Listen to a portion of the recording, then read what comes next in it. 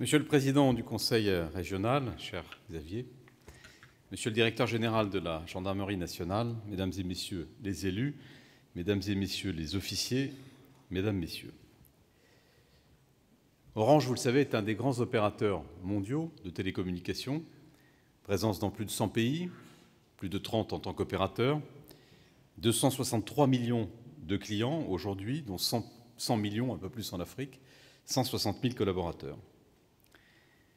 À l'évidence, Orange est aux avant-postes de cette révolution numérique, cette révolution digitale qui s'accomplit devant nous, et est probablement assez bien placé pour mesurer les enjeux qui sont liés à ces questions de cybersécurité, à la fois sous l'angle des menaces, bien sûr, mais aussi, et je voudrais y insister, sous l'angle des opportunités que peut représenter pour un certain nombre de filières d'expertise en France et d'entreprises ces questions de cybersécurité. Il y a quelque temps, j'ai eu l'occasion de visiter, en compagnie du ministre de la Défense, Jean-Yves Le Drian, notre pôle d'excellence à Rennes. Et Jean-Yves Le Drian, à cette occasion, disait que Orange avait probablement, sûrement même inventé la notion de cyberdéfense en France à un moment où personne encore n'en parlait. En fait, effectivement, je crois qu'on peut dire qu'on a été un peu précurseur dans ce domaine il y a déjà pas mal d'années et qu'aujourd'hui, face à ce monde particulièrement périlleux dans ce domaine qui est devant nous, nous faisons tout et nous avons mis en œuvre une stratégie très ambitieuse pour conserver cette avance afin de déployer ce savoir-faire et cette expertise au bénéfice de nos clients. Cela se traduit par des engagements forts et je pourrais donner rapidement deux illustrations.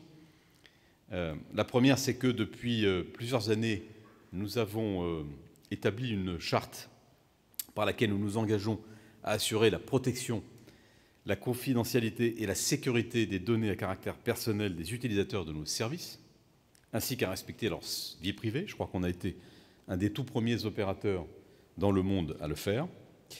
Deuxième illustration, j'ai créé, il y a 2 ans maintenant, une entité qui s'appelle Orange Cyberdéfense, qui est, sauf erreur de ma part, le plus important centre d'expertise dans ces domaines en Europe aujourd'hui, avec plus de 1000 collaborateurs spécialisés dans ces questions de cybersécurité.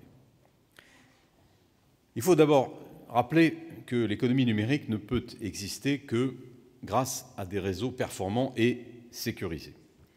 C'est un des axes essentiels, c'est le cas de le dire, que nous avons inclus dans notre plan stratégique à 2020, qui s'appelle Essentiel 2020.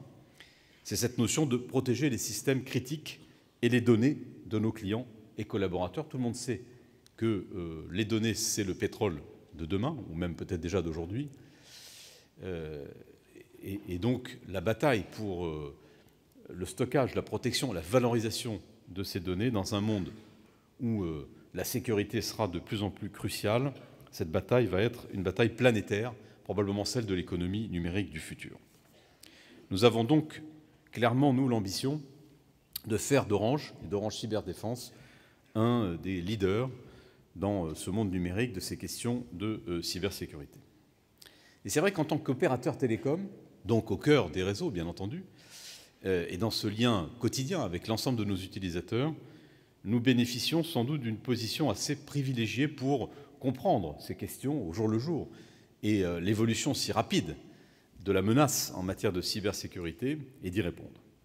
Prenons le cas d'un des problèmes peut-être les plus fréquents que nous connaissons, que les entreprises connaissent, qui est ce qu'on appelle les attaques en déni de service, Distributed Denial of Service pour les spécialistes. Pour ceux qui ne connaissent pas trop ce que ça représente, c'est très simple, c'est une contamination par ce qu'on appelle un malware, un logiciel malveillant, contamination qui peut toucher des centaines de milliers d'ordinateurs, de postes de travail, qui reçoivent au même moment un ordre de se connecter à un site Internet. Ces connexions simultanées, en très grand nombre, vont tout simplement empêcher les internautes qui le souhaiteraient de se connecter au site et d'y accéder. Si vous voulez, c'est un peu comme si on organisait une gigantesque manifestation devant une boutique, empêchant ainsi les clients qui veulent y aller d'y accéder. Ces opérations, qui sont très fréquentes, sont menées par des pirates dans le but, en fait, d'exercer un chantage et d'obtenir de l'argent en échange de l'arrêt de l'attaque. Vous voyez à peu près la situation. C'est clair que nous, en tant qu'opérateurs télécoms, donc opérateurs de réseau, on a des moyens techniques aujourd'hui parfaitement au point, qui nous permettent de repérer très en amont les débuts d'attaque directement sur le réseau et ainsi de les neutraliser en détournant le flux de communication frauduleuse massive et donc de neutraliser les effets de ces attaques qui peuvent être désastreux pour des entreprises. Par exemple, les entreprises du e-commerce. Alors, ces enjeux de la cybersécurité, je crois que tout le monde les a maintenant bien mesurés.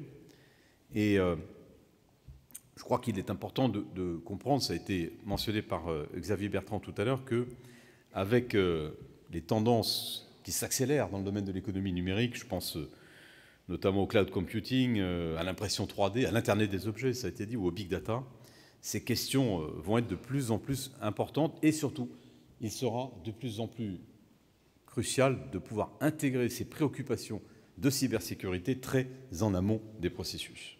C'est-à-dire donc dès aujourd'hui, au moment où tous ces développements sont naissants. Car il faut que chacun réalise que ceux qu'on a en face de nous, les pirates, les hackers, ils font preuve d'une très grande créativité, de beaucoup de talent, de beaucoup d'expertise pour s'immiscer dans les systèmes d'information, pour usurper des identités. Vous savez que c'est un énorme problème, celui-là aussi.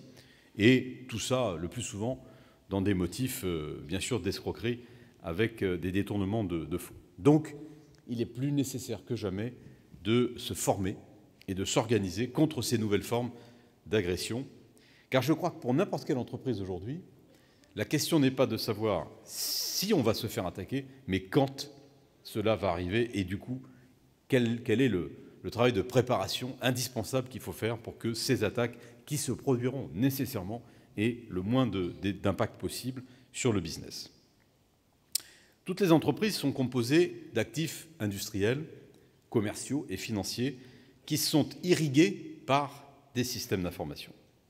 Et donc, il convient d'établir de véritables stratégies de pilotage de la sécurité numérique. Ça n'est d'ailleurs pas un hasard si les agences de notation financière comme Moody's et Standard & Poor's ont annoncé il y a quelques semaines que la prise en compte de la cybersécurité, donc de la qualité des dispositifs de protection des entreprises, ferait désormais partie de leurs critères d'évaluation pour noter les sociétés. Car une attaque, on en a vu un certain nombre d'illustrations ces derniers mois, peut avoir des effets absolument dévastateurs pour une entreprise, lui faire perdre des centaines de milliers de clients en quelques secondes et nuire très gravement également à sa réputation. Ces problèmes sont tellement importants d'ailleurs qu'ils concernent vraiment le management au plus haut niveau des groupes aujourd'hui. Quelles sont les bonnes pratiques à instaurer, selon nous, et selon l'approche et l'expérience que nous avons acquise dans ce domaine, dans les entreprises, pour qu'elles se protègent efficacement dans le monde numérique? Tout d'abord, il nous semble impératif que le management, et quand je dis le management, c'est vraiment au plus haut niveau, identifie avec précision ce qui est véritablement essentiel à leurs activités. Ce qu'il faut absolument protéger pour permettre la continuité et le développement futur de l'entreprise ou du service public dont ils ont la charge. En effectuant cette classification de ce qu'il est essentiel de protéger, les dirigeants sont amenés à réfléchir à leur métier et à la manière dont ils l'exercent, dont ils l'ont exercé dans le passé et dont ils vont l'exercer dans le futur à l'heure de la révolution numérique. La cybersécurité, pour nous, c'est vraiment une démarche managériale, d'abord, qui doit concerner toutes les sociétés, quelle que soit leur taille, leur localisation ou leur domaine d'activité. Si on veut prendre cette comparaison, de la même manière que vous ne vous posez plus aujourd'hui la question de mettre votre ceinture lorsque vous montez en voiture, je sais qu'il y a beaucoup de gendarmes dans cet amphi, chaque dirigeant aujourd'hui du monde économique doit penser à mettre en quelque sorte sa ceinture de sécurité numérique lorsqu'il conduit son entreprise. Ça doit être désormais une règle et une norme évidente. Je suis pour ma part persuadé que cette fonction de sécurité numérique dans une entreprise peut également trouver sa place dans la création de valeur et le processus de création de valeur. Et il faut l'associer, cette fonction, à la direction des systèmes d'information, bien sûr, et aux équipes qui ont en charge l'innovation. Car nous avons une conviction, c'est que si la sécurité, ces questions de sécurité sont vécues comme une contrainte qui vient, en quelque sorte, freiner, empêcher, rendre le business plus compliqué, eh bien, elle sera forcément, à un moment ou à un autre, contournée par les salariés et par les utilisateurs des technologies en général. Si on veut donc éviter cette menace, celle-là, on doit faire en sorte d'aborder ces questions avec vraiment une approche d'entrepreneur, c'est-à-dire qui fasse de ces questions non pas seulement un problème qu'il faut traiter, auquel il faut se préparer, mais aussi une opportunité d'être peut-être plus innovant, de mieux intégrer tous ces éléments du monde numérique d'aujourd'hui et d'en faire aussi une opportunité de développement. C'est vraiment notre conception à nous de la sécurité chez nous, à savoir la sécurité ne doit et ne peut pas se concevoir en opposition avec les pratiques des utilisateurs. Surtout dans le monde numérique où, vous le savez, ces pratiques sont virales, elles sont intuitives, elles vont toujours vers plus d'interactivité, vers plus de simplicité. Et donc, on ne peut pas imaginer un monde numérique dans lequel la préoccupation de sécurité viendrait en quelque sorte altérer ce qui a fait le succès de la déferlante numérique et qui est ce caractère intuitif, simple, accessible à tout le monde des services. Nous pensons, nous, chez Orange, avoir une connaissance très fine du marché grand public qui nous permet d'aborder peut-être mieux que d'autres cette question des usages des entreprises et des administrations. Ceci est d'autant plus que, chacun le sait aussi, le téléphone, le smartphone, l'ordinateur, la tablette sont autant d'objets de la vie quotidienne aujourd'hui dans lesquels se mêlent de plus en plus de façon totalement impliquée et interactive les vies personnelles et professionnelles. Et nous-mêmes, qui traitons ces deux compartiments finalement de la vie personnelle dans ses besoins de communication et la vie professionnelle, et ce caractère totalement imbriqué de ces usages, nous pensons peut-être être mieux que d'autres placés pour protéger finalement ces appareils, ces smartphones, ces tablettes, autour duquel toute la vie aujourd'hui, personnelle et professionnelle, s'organise. Les nouveaux territoires de croissance, que sont pour nous la banque mobile, l'Internet des objets, sont des domaines dans lesquels la sécurité va être également une préoccupation essentielle. Et pour nous, il est vital, essentiel, de placer la sécurité vraiment au centre de ces services, car ces services, peut-être plus que tout autre, je pense à la banque en particulier, supposent cette fameuse confiance, effectivement, sans laquelle il n'y a pas d'échange économique possible, et donc qui dit confiance dit sécurité. En conclusion, je dirais que dans une économie qui est de plus en plus globalisée et aussi de plus en plus innovante et en mouvement, Orange est sans doute par son histoire, la stabilité aussi de sa structure et l'investissement de longue date que l'entreprise a fait dans ces questions de cybersécurité, de cyberdéfense, un partenaire de confiance, justement, pour à la fois les particuliers, bien sûr, et aussi pour les entreprises.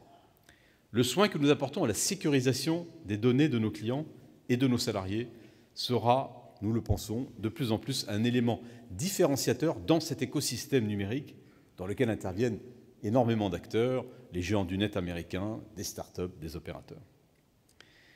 Le point essentiel pour nous est de vraiment donner le contrôle de ces données, de l'utilisation de ces données, à leurs propriétaires, et donc à nos utilisateurs, et aussi de nous engager sur la transparence du traitement de ces données, tout en aidant nos utilisateurs et nos clients à mieux protéger leur vie privée. Voilà au total un ensemble de pratiques qui, je crois, en tout cas c'est notre conviction, feront de plus en plus la différence dans le choix aussi de son partenaire et de l'opérateur. Car c'est vrai qu'il y a dans ce monde numérique un certain nombre d'acteurs qui ont fondé l'essentiel de leur modèle économique sur la captation intensive, le recoupement, le commerce des données, qui caractérise à la fois l'univers personnel de plus en plus et aussi l'univers professionnel. Et tout ceci plonge très profondément dans l'intimité, finalement, de tout un chacun. Je crois que chacun l'a mesuré. Et nous pensons, nous, que, effectivement, s'il y a un seul risque, une seule menace qui peut mettre en péril cette révolution numérique et tous les progrès dont on pressent qu'elle est porteuse pour l'humanité, c'est justement ces questions de cybersécurité, car ces problèmes, ces menaces peuvent véritablement miner cette confiance sans laquelle rien n'est possible. Il faut donc y être particulièrement attentif. Voilà en quelques mots notre vision. Notre ambition, je l'ai dit, c'est de faire vraiment d'Orange, à travers ce pôle Orange Cyberdéfense, avec plus de 1000 experts aujourd'hui, un vrai pôle d'excellence et d'expertise dans ce domaine français, à vocation internationale, bien sûr, parce que nous nous adressons, nous, au marché international. Et pour y arriver, nous avons aussi besoin d'attirer à nous les compétences, les talents, qui sont particulièrement disputés, vous l'imaginez bien, sur ces domaines. C'est aussi la raison pour laquelle nous souhaitons nous engager dans la constitution de clusters dans peut-être plusieurs grandes métropoles françaises et que, en particulier, nous aimerions beaucoup pouvoir développer ce projet, Monsieur le Président, cher Xavier, ici à Lille. Nous en parlerons très rapidement et ça sera aussi pour nous une façon d'aller au plus près du terrain et de pouvoir aussi attirer à nous tous ces talents et ces expertises qui sont extrêmement disputés dans le monde d'aujourd'hui. La France en produit, peut-être pas assez. Voilà une proposition concrète aussi que l'on peut faire, car ces besoins en matière de protection des systèmes et de cybersécurité vont être croissants dans les années qui viennent, à l'évidence. Merci beaucoup de votre attention. Je vous souhaite, bien entendu, lors de ces 2 jours, des échanges extrêmement fructueux sur ces questions passionnantes. Merci.